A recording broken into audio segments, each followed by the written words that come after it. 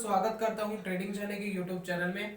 और जैसे कि हमने प्रॉमिस करा था लास्ट टाइम कि गैन एनालिसिस के ऊपर जो उनका कॉन्सेप्ट है उसके ऊपर कुछ एक बेसिक नॉलेज देने की हम कोशिश करेंगे। तो सबसे पहले मैं एक चीज़ आपको बड़ा क्लियर कर देना चाहता हूँ कि गैन एनालिसिस के जितने भी टर्म है, जितनी भी चीज़ें हैं, वो बेसिकली बहुत ज़्यादा क्लियर नहीं है। बहुत ज़्यादा क्लियर ना होने का मेन रीज़न क्या है? क्योंकि गैन ने बहुत सारी चीज़ें जो है हमसे छुपा रखी है। यानी उसने हमें थ्योरिकल नोट्स तो हमें मिल गए, उनकी बताई हुई हमें लिखी हुई बुक्स तो हमें मिल गई, लेकिन हम एग्जैक्टली उसको अप्लाई कैसे करें, हम उस चीज को किस तरीके से वॉच करें किसी स्टॉक के अंदर, किसी ट्रेडिंग इंस्ट्रूमेंट के अंदर, ये चीजें आज तक एक रहस्य का काम कर रही है। तो अगर आप किसी और से सीखने जाएंगे कि गैन एनालिसिस क्या है, या किसी से आप पूछने जाएंगे, तो ये मैं 100% कह सकता हूँ कि 100% तो किसी को भी नहीं पता। लेकिन जितना भी कुछ हमारे पास है, चाहे उनकी बुक्स है, चाहे उनके लिखे हुए नोट्स है, या जितना भी लोग समझ पाए हैं या कोई भी समझ पाया है, तो उससे इतनी हेल्प तो मिली जाती है कि ट्रेडिंग के अंदर कुछ पैसा या कुछ परसेंटेज तो हम क्रिएट कर ही पाते हैं, या एक अच्छा खासा पैसा भी कमा सकते हैं, लेकिन अगर हम डिसिप्लिन को मेंटेन करके चले। तो आज जो हम बात करने वाले हैं गैन का जो एक फेमस टूल है, एक फेमस एनालिसिस का तरीका है, जिसको हम कहते हैं स्क्वायर ऑफ नाइन। एक स्क्वायर ऑफ नाइन का जो मेथड है, जिसको हम बास्टर चार्ट भी कहते हैं, स्क्वायर ऑफ नाइन का चार्ट भी कहते हैं, Gann square of nine chart. और उसके बेसिस पे हम ये चेक करने की कोशिश करेंगे कि भैया कैसे बनता है, कैसे कैसे उसके अंदर सपोर्ट एंड रेजिस्टेंस आते हैं, दूसरा उसके अंदर टाइमिंग का क्या महत्व है, दूसरा उसके अंदर सपोर्ट एंड रेजिस्टेंस का क्या महत्व है, या स्टॉक की जो चाल है उसका क्या महत्व है। लेकिन दोस्तों हम एग्जैक्टली उसको नहीं बता सकते। एग्जैक्टली ना बताने का मेन कारण यही है क्योंकि हमें पता ही नहीं कि उसको एग्जैक्टली लगाना कैसे, एग्जैक्टली कैसे वॉच करना है।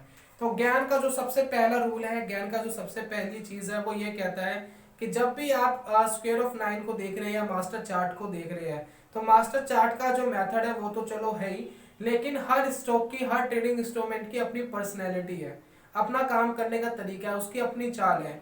तो जब आप मास्टर चार्ट को उसके साथ लगाए, अपने स्टॉक को लगाए, तो उसमें आप ये मत ढूंढिए कि ये ऐसे क्यों नहीं काम कर रहा है, ये मास्टर चार्ट के हिसाब से काम क्यों नहीं कर रहा है, ये तो इसके हिसाब से काम करना चाहिए। बिल्कुल भी ऐसा नहीं है। आपकी एनालाइज, आपका जो तरीका है मार्केट में, वो स्टॉक की पर्सनैलिटी के हिसाब से आपको ढालना है, ना कि स्टॉक को उसके साथ ढालने से आपको कोई फायदा मिलेगा। क्योंकि स्टॉक की तो अपनी पर्सनैलिटी है, तो स्टॉक्स तो अपने हिसाब से ही चलेगा, आप उसके अंदर कुछ भी नहीं कर सकते, लेकिन आप उसकी चाल के हिसाब से अपने आप को ढाल जरूर सकते हैं। आप उसकी चाल के हिसाब से अपने आप की जो एनालाइज है, या अपना जो स्टॉप लॉसेस है या रेजिस्टेंस है, उसको आप क्रिएट कर सकते हैं। रूल नंबर 1 तो ये है कि आपको स्टॉक की पर्सनैलिटी के हिसाब से चलना है। एक रूल नंबर 2 ये है कि मैंने जब इंटरनेट के ऊपर स्क्वायर ऑफ नाइन के बारे में कुछ और नॉलेज लेने की कोशिश करी, बेसिकली मैं 1.5 साल से कोशिश कर रहा हूँ कि गैन एनालिसिस को समझ जाऊँ, स्क्वायर ऑफ नाइन को समझ जाऊँ। लेकिन बहुत सारे लोग ऐसे हैं जिनको 35-35 40-40 साल हो गए हैं, लेकिन वो भी अभी बहुत अच्छी तरीके से क्लियर नहीं है। तो हम तो अभी किसी भी बाल के बराबर भी नहीं है अगर हम बात करें, लेकिन जितना भी मैं समझ पाया हूँ वो आपको बेसिक बताने की जरूर कोशिश करूंगा। तो चलते हैं दोस्तों कंप्यूटर के ऊपर, देखते हैं कि भैया ये कैसा काम करता है, कैसा ये हमें दिखाई देगा। तो दोस्तों सामने आपको स्क्वायर ऑफ नाइन का, गैन स्क्वायर ऑफ नाइन का चार्ट दिख रहा है। अब गैन स्क्वायर ऑफ नाइन का जब आप चार्ट देखेंगे तो बड़ा कॉम्प्लिकेटेड भी लगे, लेकिन ये जो चार्ट है बहुत ही सिंपल है। बेसिकली ये जो है एक से स्टार्ट हो रहा है, और एक से होकर के ये 2 3 4 5 6 7 8 9 तक जाता है। जब ये 9 तक ये कंप्लीट कर लेता है, तो आप देखेंगे एक पूरा साइकिल, एक पूरा रोटेशन जो है कंप्लीट हो जाती है। इसको हम रोटेशन कहते हैं, एक रोटेशन कंप्लीट हो जाना।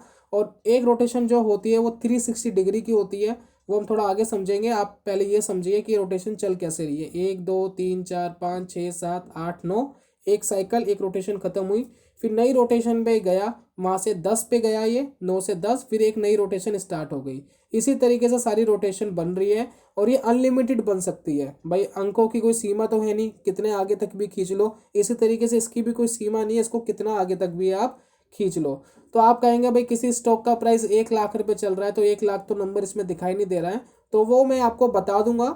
आप एक छोटे से चार्ट से ही आप किसी भी प्राइस के स्टॉक को आप यहाँ कैलकुलेट कर पाएंगे, आप देख पाएंगे कि किस तरीके से वो चल रहा है। तो जब आप इंटरनेट पे जाकर देखेंगे, तो इंटरनेट पे ज़्यादातर आपको पोजिशनल ट्रेडिंग के लिए आपको बहुत ज़्यादा कुछ आपको मिलेगा नहीं। स्क्वायर नाइन का जो चार्ट है, जो गैन स्क्वायर ऑफ नाइन है, उसके बारे में आपको पोजिशनल ट्रेडिंग के बारे में ज़्यादा नहीं मिलेगा। ज़्यादातर मैंने जितने भी टूल्स देखे, जितनी भी कैलकुलेटर देखे वो सारे इंट्राडे बेस्ड पर थे, और मुझे उसके अंदर कोई ऐसी बहुत ज़्यादा एक्यूरेसी वाली बात नहीं लगी। हालांकि हमने भी उसके ऊपर एक वीडियो बनाई हुई है जैसे मैंने आपको पहले बताया, लेकिन उसमें एक्यूरेसी बहुत ज़्यादा नहीं मिल पा रही है। तो वो क्यों नहीं मिल पा रही वो भी ज्ञान ने यहाँ बताया है। तो आप जब इस देखेंगे इस रोटेशन को, जो एक रोटेशन है ये 360 डिग्री की होती है, 360 डिग्री। तो आप देखेंगे यहाँ बीच में हमने एक लाइन लगाई हुई है, और ये जो ज्ञान साहब ने भी अपनी बुक्स के अंदर इंट्रोड्यूस करा है इस लाइन को। बेसिकली जो लाइन है ये क्या बताती है, ये बेसिकली डिग्री को बताती है। दोस्तों मान लेते हैं जो स्टॉक है वो एक 0 डिग्री से स्टार्ट होता है, और उसके बाद जो अगली ये जो डिग्री है जो यहाँ खींची गई है वो 45 है। 45 के बाद आपने मैथमेटिक्स में पढ़ा होगा 90 डिग्री का एंगल बनता है। उसके बाद जो अगला एंगल ये वाला बनेगा, ये अप्रोक्स बनेगा 135 डिग्री का। 135 डिग्री से अगला जो एंगल बनेगा ये 180 डिग्री का, ठीक है। 180 डिग्री के बाद जो अगला एंगल बनेगा ये 225 यानी 225 डिग्री का, और उसके बाद जो अगला एंगल बनेगा ये बनेगा 270 का।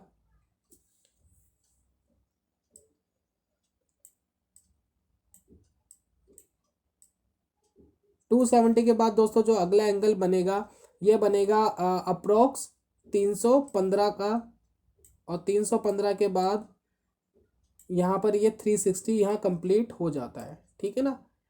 यानी 0 से स्टार्ट हुआ और 360 यहाँ कंप्लीट, यानी पूरी रोटेशन यहाँ घूम गई।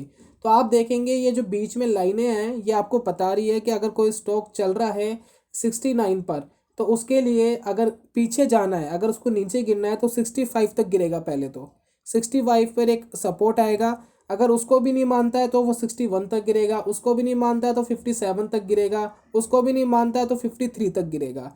हर जो रोटेशन है वो पहली वाली रोटेशन से बड़ी या छोटी हो रही है। आप देखेंगे यहाँ 2 से लेके जो 3 की रोटेशन थी उससे अगली जो रोटेशन आई है 10 से लेकर 25 तक वो उससे बड़ी है, यानी उसके अंदर जो सेल्स है वो ज़्यादा है। ये एक एक जो नंबर है इसको हम सेल्स कहते हैं इसकी मेथड के अंदर।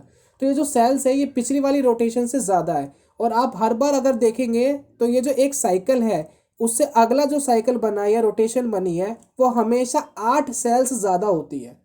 आप यहाँ देखिए कैलकुलेट करिए, 1 2 3 4 5 6 7 8, भाई ये 2 से लेके 9 की जो रोटेशन है इसमें 8 सेल्स थे। अब इसमें आप देखेंगे तो 8 सेल्स इससे ज़्यादा मिलेंगे, यानी इसमें 16 सेल्स मिलेंगे। कैलकुलेट करते हैं, 1 2 3 4 5 6 7 8 9 10 11 12 13 14 15 16, ठीक है। अगली रोटेशन में 16 प्लस 8 यानी 24 सेल्स मिलेंगे। कैलकुलेट करते हैं, 1 2 3 4 5 6 7 8 9 10 11 12 13 14 15 16 17 18 19 20 21 22 23 24, यानी हर रोटेशन में के बाद जो अगली रोटेशन आती है उसमें 8 सेल्स बढ़ जाते हैं, और हर बार ये ऐसा ही होता है। तो आप ये कह सकते हैं कि जब मार्केट ऊपर की तरफ बढ़ रहा हो, ऊपर की तरफ बुलिश हो, तो जब वो अपने हायर प्राइस पे जाता है तो उसकी जो मूवमेंट है वो भी तेज होने लगती है, और ये आप सभी जानते हैं। और प्राइस अगर गिर रहा है तो उसकी मूवमेंट भी धीरे धीरे छोटी होने लगती है। तो यहाँ पर इस बात को भी बड़े अच्छे से इंडिकेट किया गया है कि हर रोटेशन के बाद जो साइकिल है वो बड़ा या छोटा हो सकता है, यानी उसकी जो वॉलेटिलिटी है उस हिसाब से एडजस्ट हो जाती है। अब जो डिग्री का महत्व है जो आप नॉर्मली आप देखेंगे, देखिए मैं अभी यहाँ आपको बेसिक्स बता रहा हूँ, नेक्स्ट वीडियो में हम थोड़े से स्टॉक की चाल के हिसाब से बात करेंगे, क्योंकि ज्ञान हमेशा ये कहता है कि आपको काम करना चाहिए स्टॉक की पर्सनैलिटी के ऊपर, कमोडिटी की पर्सनैलिटी के ऊपर। जो भी प्रोडक्ट ट्रेड हो रहा है उसकी पर्सनैलिटी क्या है, वो कहाँ पर आकर रुकता है, कहाँ आके बढ़ता है, और उसके हिसाब से आपको जो ये ओवरले है उसको एनालाइज करना है। ओवरले का मतलब ये है कि हमने यहाँ देखा ना 45 डिग्री के बाद हमने एक सपोर्ट एंड रेजिस्टेंस लगाया है, लेकिन आपको ऐसा नहीं करना है। आपको स्टॉक को देखना है कि वो कितनी डिग्री के बाद रुकता है और कितनी डिग्री के बाद बढ़ता है, कितनी डिग्री पे करेक्शन देता है, राइट। तो कितनी डिग्री पे करेक्शन देगा, कितनी डिग्री पे बढ़ेगा, ये हम अगले पार्ट में बात करेंगे। यहाँ हम बात कर रहे हैं कि जो बेसिक्स है कि 45 डिग्री के लिए एक सपोर्ट एंड रेजिस्टेंस लगाया गया है। तो उम्मीद है आपको ये चार्ट जो है कुछ हद तक आपको समझ में आ गया हो, और ये जो पूरा जो साइकिल है 360 डिग्री का ये एक इम्पोर्टेंस रखता है अपने आप में ही। तो यहाँ पर दोस्तों हमारे पास एक चार्ट खुला हुआ है आंध्रा बैंक का, और आंध्रा बैंक ने एक लो बनाया था यहाँ पर अप्रोक्स 41 पर। तो गैन का जो एक पहली सीख क्या है कि हमेशा जो आप चार्ट देखेंगे वो क्लोजिंग के बेसिस पे देखेंगे, आपको हाई लो से कोई मतलब नहीं होना चाहिए। तो यहाँ आंध्रा बैंक का चार्ट है, और उसके अंदर जब हम डिस्प्ले में जाएंगे तो कैंडल स्टिक चार्ट को हटा करके हम इसको लाइन चार्ट कर रहे हैं, ताकि हमें जो डाटा मिले वो क्लोजिंग के बेसिस पे मिले। तो लाइन चार्ट जो है क्लोजिंग के बेसिस पे ही बनता है। तो हमें यहाँ पर जो है कन्फ्यूज़न नहीं होगी उसके बाद।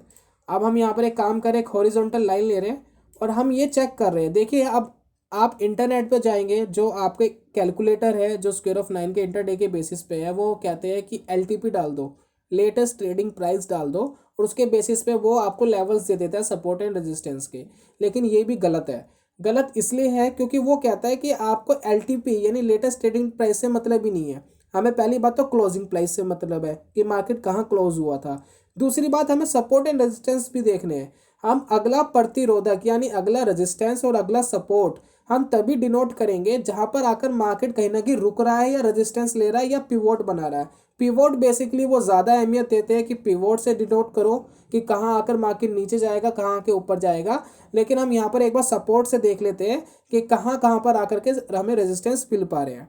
तो हमने यहाँ पर देखा कि आंध्रा बैंक अप्रोक्स 43 के आसपास गिरा था, ये लेवल बनाया था।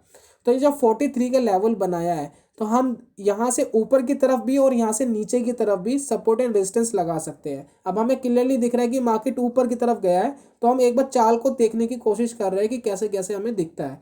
तो 43 पे अगर ये आता है तो हम ये कह सकते हैं कि जो अगला इसका रेजिस्टेंस है, अगला जो इसका रेजिस्टेंस आएगा तो वो 45 डिग्री के बाद आएगा, जैसे कि हमने यहाँ चार्ट में देखा था।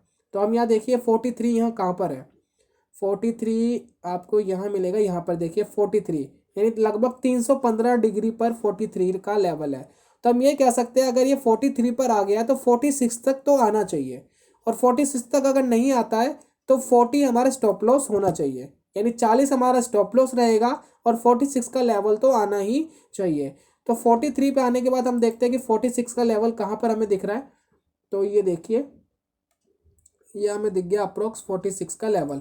और आप देखेंगे 46 के लेवल के बाद हल्की सी मार्केट ने करेक्शन भी करी है। देखिए यहाँ करेक्शन भी करी है, दूसरा यहाँ पर सपोर्ट भी लिया है, और यहाँ भी मार्केट ने इसी लेवल पे सपोर्ट लिया है। तो ये इंपॉर्टेंस रखता है, ये जो लेवल है ये भी इंपॉर्टेंट रखते हैं अपने आप में। जब ये 46 पर आ गया फिर हम कह सकते हैं कि जो अब 46 पर ये आ गया है और क्लोजिंग भी दे दी है, तो अगला जो लेवल है वो भी आना चाहिए। अगला लेवल है 49 का, जो हमारा 225 डिग्री है, यानी 45 डिग्री से ज़्यादा, मतलब 45 डिग्री अबोव हो गया। 46 से 49 45 डिग्री ज़्यादा हो गया। तो हम ये कह सकते हैं कि 49 डिग्री तक भी ये आना चाहिए। तो यहाँ पर हमने इसको 49 डिग्री पर हमने एक रेजिस्टेंस लगा लिया। 49 डिग्री के बाद जो अगला लेवल हमारा बनता है वो नई रोटेशन में बनेगा, क्योंकि 49 से 50 एक नया साइकिल आ गया, और उसके बाद जो अगला जो लेवल है वो 53 का लेवल है। तो हम ये कह सकते हैं कि अब जो अगला लेवल है वो 53 तक मार्केट जाना चाहिए। अप्रोक्स देखिए ये हाई के आसपास पहुँच गया है। जब ये हाई के आसपास पहुँच गया तो हम ये कह सकते हैं कि अब इसके बाद जो अगला लेवल है 57 का वो भी आना चाहिए। तो हम यहाँ देखेंगे 57 का लेवल हमें मिल रहा है। तो अप्रोक्स 57 पूरा तो नहीं, लेकिन 56.6 हमें ज़रूर मिल गया। और वो अगर नहीं पहुँचा है वहाँ तक, मार्केट अगर नहीं पहुँचा है, तो हम ये कह सकते हैं कि अब यहाँ से वो रिवर्स करेगा, क्योंकि 57 पूरा टच नहीं करा। तो हम अगले लेवल की जो है एक्सपेक्टेशन नहीं कर सकते। वहाँ से ये गिरना स्टार्ट हुआ और हम ये कह सकते हैं कि अब ये डाउन देगा। अब ये लगातार लगातार लगातार नीचे गिरता हुआ चला गया। तो यहाँ काम करने का जो मतलब है वो किस तरीके से है कि भैया 45 डिग्री के ऊपर तो खरीद लो और उसके नीचे स्टॉप लॉस लगा दो। जैसे जैसे मार्केट ऊपर बढ़ता जाए तो स्टॉप लॉस को भी ऊपर करते जाओ, और जब स्टॉप लॉस हिट हो जाए तो प्रॉफिट बुक करके बाहर आ जाओ। ठीक इसी तरीके से नीचे गिरते हुए भी करना है। जब आप शॉर्ट सेलिंग करेंगे तो जब वो नीचे गिर रहा है तो 45 डिग्री के ऊपर अपना स्टॉप लॉस लगाओ, और जैसे जैसे नीचे गिरता जाए स्टॉप लॉस भी नीचे करते जाओ, और जो शॉर्ट का ट्रेड है वो आपका कंप्लीट हो जाएगा। तो ये बड़ा बेसिक है। जो 45 डिग्री का जो हमने यहाँ देखा है वो बड़ा सिंपल सी चीज़ है। हम यहाँ पर जो काम कर रहे हैं स्टॉक की पर्सनैलिटी के हिसाब से नहीं कर रहे हैं। तो फिलहाल आप इतना ही समझिए, क्योंकि ज़्यादा समझेंगे तो जो चीज़ें हैं वो कॉम्प्लिकेटेड हो जाएगी। दूसरी एक इंपॉर्टेंट चीज़, जो डिग्री लगाइए ज़रूरी नहीं है आप 0 डिग्री यहीं से लेंगे, आप 0 डिग्री को यहाँ से भी ले सकते हैं। कोई इंपॉर्टेंट नहीं है कि आपको यहाँ से लेना है यहाँ से लेना है। हमें तो बेसिकली ये देखना है कि स्टॉक की जो चाल है वो कितनी डिग्री के बाद चेंज हो रही है, या उसका स्विंग कितनी डिग्री पे बन रहा है, करेक्शन कितनी डिग्री पे बन रहा है, उसकी पर्सनैलिटी के हिसाब से काम करने की यहाँ कोशिश की जाती है। तो ये बड़ा बेसिक सी चीज़ है। आप इसको थोड़ा सा देखिए, डिफरेंट स्टॉक के चार्ट पे लगाइए। फिलहाल 81 का चार्ट हमारे पास अवेलेबल है, तो आप ये 80 रुपये से छोटे स्टॉक पे देखिए। बाकी इसी चार्ट के ऊपर हज़ारों रुपए के स्टॉक्स पे या कमोडिटी पे भी वॉच किया जा सकता है, लेकिन वो मैं आपको बाद में बताऊंगा कि वो वॉच कैसे करना है आपको। ठीक है, आप फिलहाल इसको थोड़ा सा रीड करिए, अपने स्टॉक के चार्ट पे देखिए क्या चीज़ें ऐसे काम कर रही है या नहीं कर रही है, और इंट्राडे पे कैसे लगेगा, प्लस और ज़्यादा अगर लगाना है हफ्ते भर के टाइम फ्रेम पे लगाना है या एक दिन का टाइम फ्रेम में तो हमने दिखाई दिया है, तो वो सारी चीज़ें आपको अगली आने वाले पार्ट्स में आपको बताई जाएगी। तो यही था दोस्तों आज की वीडियो में, कैसा लगा ज़रूर बताइएगा। मैं जल्दी मिलता हूँ नेक्स्ट वीडियो में कमाल के कॉन्सेप्ट के साथ, तब तक के लिए goodbye, God bless you, bye bye दोस्तों।